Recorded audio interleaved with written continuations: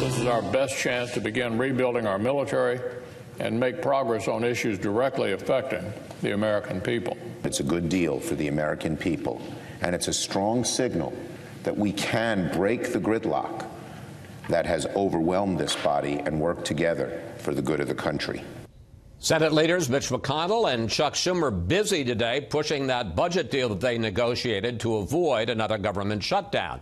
Let's bring in our panel. Jonah Goldberg of National Review, Mara Liasson from National Public Radio, and Brian Kilmeade, co-host of Fox and Friends, and author of the bestseller Andrew Jackson and the Miracle of New Orleans, the battle that shaped America's destiny. Well, Mara, the bill is stuck for the budget deal is stuck at least for the moment and for several hours on a procedural issue in the Senate. But even if it passes there's a real question what happens in the House when you've got opposition both from budget deficit hawks among Republicans and people on Democrats who want to see the Dreamers included in. What are the chances tomorrow morning we're going to have another government shutdown? Well, I think there is a chance we could have one. I mean, first of all, you got to get over the procedural hurdle of Rand Paul, which I think is doable. You just got to wait a certain number of hours. But then in the House, what's interesting is that Paul Ryan wants a majority of the majority. In other words, about 118 to 120 Republicans to vote for this. I don't know if he's going to get that. The fewer Republicans he gets, the more he needs from Democrats, and Democrats aren't in a mood to help him out. They wanted a guarantee. Nancy Pelosi stood on the floor for 8 hours so she could get a guarantee from him that he would bring up some kind of DACA legislation on the floor. She hasn't really gotten what she wanted. He said, yes, I want to solve the problem, but I'm only going to bring up something that the president will sign. And so although the Democratic leaders in the House aren't pushing all of their members to vote no, some of the leaders, like Pelosi, Joe Crowley, are saying they are going to vote Although she was part of the negotiation, she said there's a lot of good stuff in here for Democrats. She's not whipping it to get her members to vote no, but she personally isn't. If they do pass this, one of the things we need to point out is that this is going to blow up the deficit. And let's take a look at these numbers because they're fascinating. This is what the budget deal would include: $165 billion more in defense spending over the next 2 years. Another $160 billion separate from that for the military and State Department. $131 billion more for domestic spending. $90 billion in disaster relief. $20 billion for infrastructure. And $6 billion for the opioid crisis. Take that all together. That's more than $500 billion over 2 years in added military and domestic spending, and then add the tax bill, which is going to cost $1.5 trillion over the next decade. By way of comparison, the total Obama stimulus plan, spending and tax cuts, $835 billion. As you might imagine, deficit hawks are furious. If we Republicans support precisely the kind of reckless spending that we've for so long criticized, it will mean an end of genuine fiscal conservatism in Washington.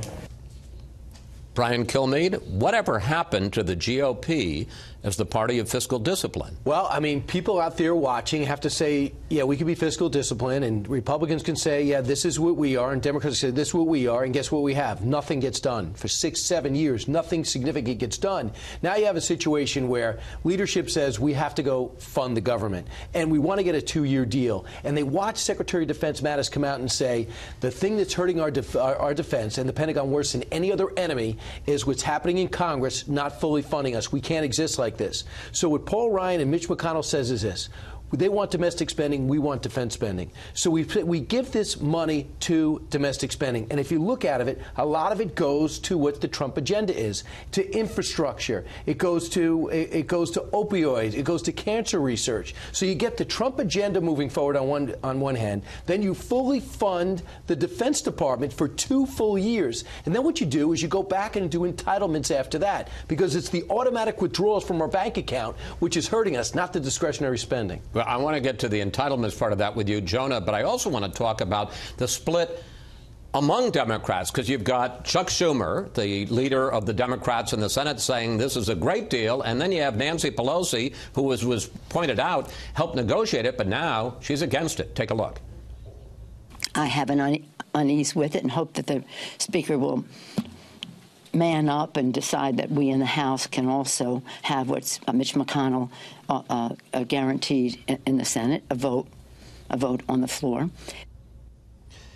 Jonah, how serious is this divide among Democrats, given the fact that this bill can't pass either the Senate or the House without a lot of Democratic votes, particularly in the House? Yeah, I mean, I think Mara's right. It can pass in the Senate. It'll just take longer. On the House side, you have the problem. I think Byron York said this last night here, that what Nancy Pelosi did was basically an exercise in virtue signaling. The base of the party is very deeply committed to getting something on DACA. They wanted to hold Ryan's feet to the fire. She can't force anything, so she wanted to at least be on record with some very big symbolic show. On the entitlement thing, I just got to disagree with Brian about this. One of the reasons why this is such a great deal for Democrats is that this would make any possibility of Republicans doing anything through reconciliation impossible.